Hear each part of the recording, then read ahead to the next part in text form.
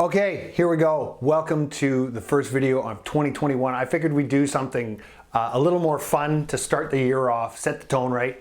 And I thought what we'll do is, I did a video a while back, about almost a year ago. It was accountant swear words part 1, and this is now accountant swear words part 2. And so what we're going to do here is I'm going to walk through some swear words for you. And I think what I'm going to do is I'm going to structure it such that it's going to be swear words that most accountants think are swear words, and then I'm going to give you a list of what I believe are swear words that should never be used in an accounting practice. So here we go. So let's start with this. So let's start with let's call this. We're going to put 2 lists here. We'll call it, this is CPAs here, and we're going to go Eric over here. So here's the first list that are CPA swear words.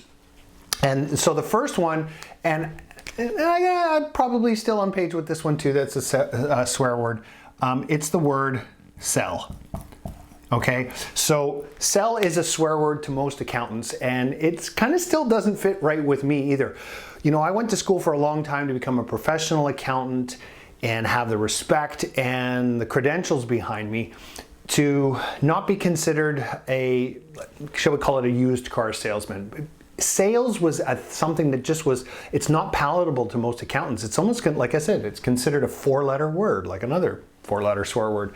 But sell. But the interesting thing with this is that until you sell something, nothing happens in a transaction. So when you're sitting down and meeting a client for the first time, you're actually in a sales conversation. Now, I like to rework that around to say, it's not a sales conversation if you get the right mental attitude, because what you do is you basically, you provide the offer to the client and say, this is what I do, this is what I don't do, this is the price point, this is the system, this is how we do it. Would love for you to join us. If it's a fit, mutual fit, great, then you go together like that. As opposed to selling, which is always seemed like manipulative, and I don't like manipulation. So that's the first, we'll call it the first swear word that accountants have. And now the second one that a lot of accountants think is a swear word is it's a phrase, we'll call it a phrase, is value pricing.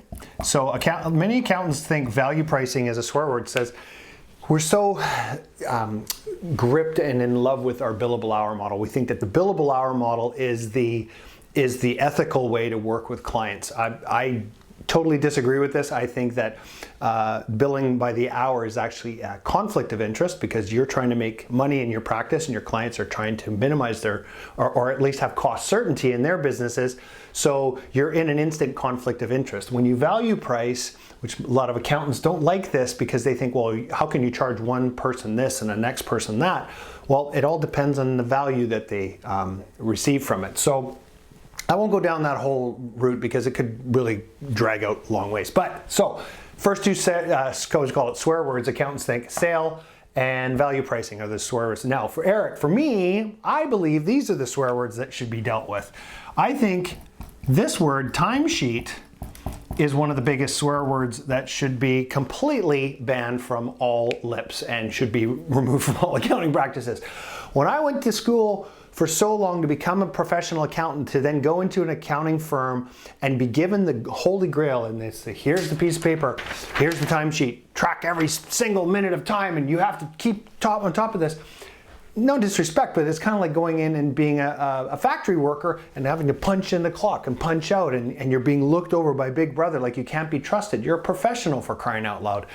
And also the timesheet has this negative connotation with value pricing as well. They're kind of interrelated, but I would say timesheet is one of my swear words. And then the last one is the trifecta. We're going to give it the heavy metal trifecta. There's 3 that kind of go all together that I believe are swear words. And they go together like this. It's whip, AR, and bad debts. Hopefully this is still on the screen. This is the trifecta of swear words.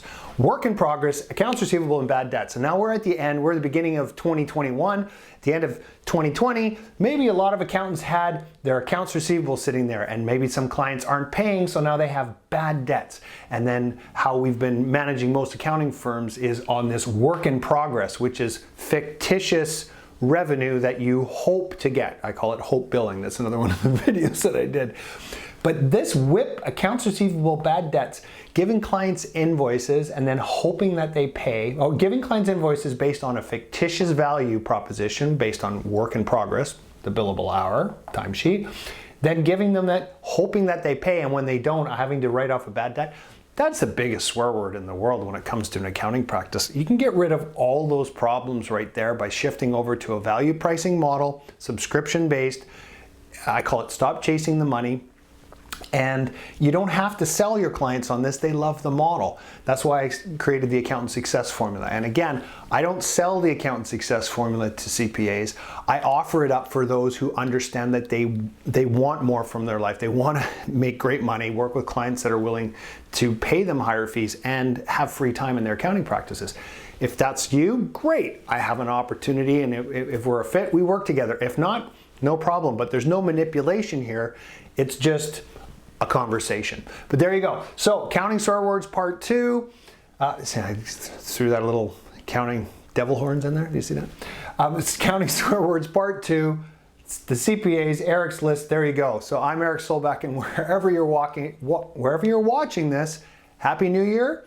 I look forward to seeing you in the new year. And scroll down and leave a comment for me. Stay tuned for more success tips. I can't even talk. It's a new year. Stay tuned for more success tips to come.